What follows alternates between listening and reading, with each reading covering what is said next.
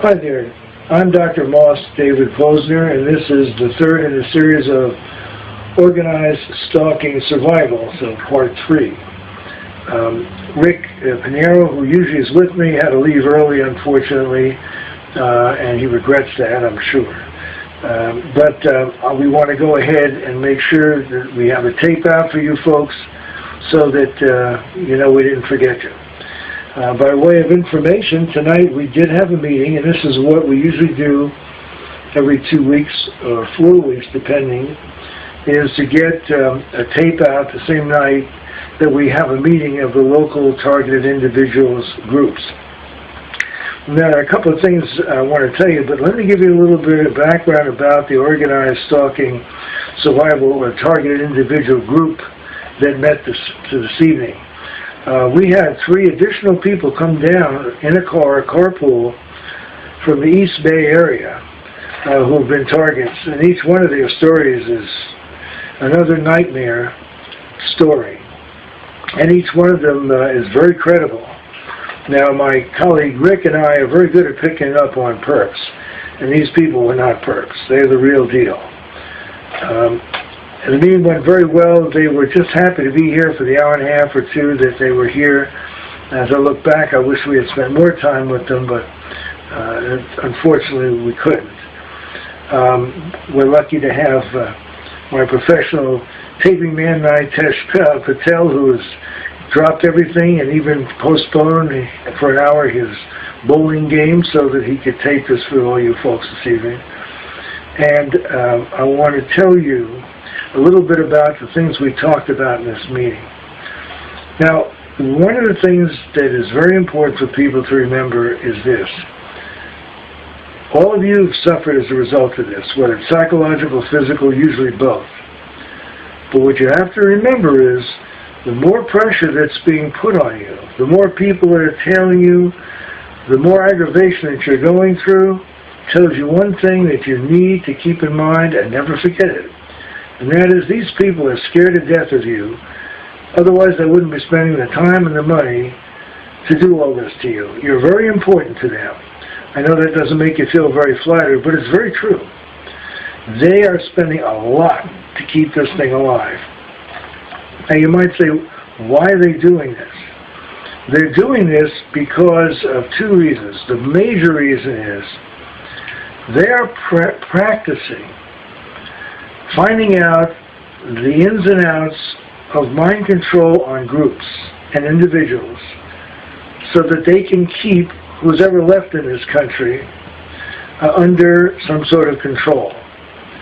Now, I probably couldn't find a better audience that would appreciate that statement without thinking I was paranoid or weird than you folks, because you've seen paranoid and weird technology, and this is no surprise. But that's what this is all about. Other cases, there are local police, FBI, and so forth, who have enough clout that they can pull resources to harass an individual that may have crossed them. But they're all part of the same club of misfits. They're all part of the same clown club. So just understand it from that point of view. You have more strength in being alive, in being able to watch this tape, in being able to understand what's being said, and being able to act on it. You have more going for you than these clowns have going for them. Because if they were in a similar position you are now, I'd love to see how long they'd last. I don't think they'd last very long. Think about that for a moment.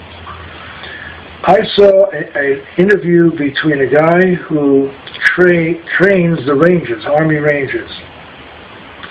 And there was a documentary on TV, and the interview was asking, why do some people endure the survival training and other people drop out? Has it to do with physical endurance or training, intelligence? He said, it doesn't have to do with any of those things. He said, what it has to do with is attitude. If people can convince themselves that they can endure, and they keep talking to themselves, they call it self-talk. Come on, you can do it. Come on, you can do it. It makes all the difference in the world. I could say a lot more about that, and I will in the future. But I just want to give you a little bit of a pep talk here because you deserve it and you need it. We survive. That's what the name of this tape is, Organized Stalking Survival. We survive by the positive attitude, no matter what's happening. You can't make them go away, but if you're going to make them go away or lay off, ironically enough, the only way you're going to do that is not by giving in and saying, okay, I'll be good. That just encourages these clowns even more. You do it by saying, you know what, bring it on. I don't care. I ain't stopping. Because the more that you resist the temptation to give in, the harder it is for them. It's going to make it harder on them and easier on you, believe it or not. Easy for me to say, although I've been involved myself, so I think I'm qualified to comment, but I haven't been hit as hard as some of you. The other thing I want to tell you is be very suspicious of people you don't know. You can drive yourself crazy. There are things to look for. I'll be very honest with you. I am extremely suspicious of each and every online stalking or harassment group that exists. And I'm suspicious of them for the following reasons. One, years ago, when I first got involved with these groups, the moment I started to raise pointed questions, somehow the group leader or leaders found some excuse for forcing me out of the group. I've seen variants of this most recently. That's why I left the last group I was with. What better place to keep track of the victims and know exactly what they're doing? What better way to program them to be than to be the systems operator for an online group?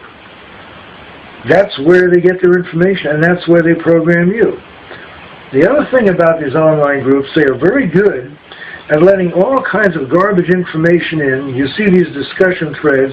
If you weren't schizophrenic before you started to read them, you will after, because they talk about everything under the sun and so forth, and it only aggravates the disorganization of the thinking of the people who are in the group.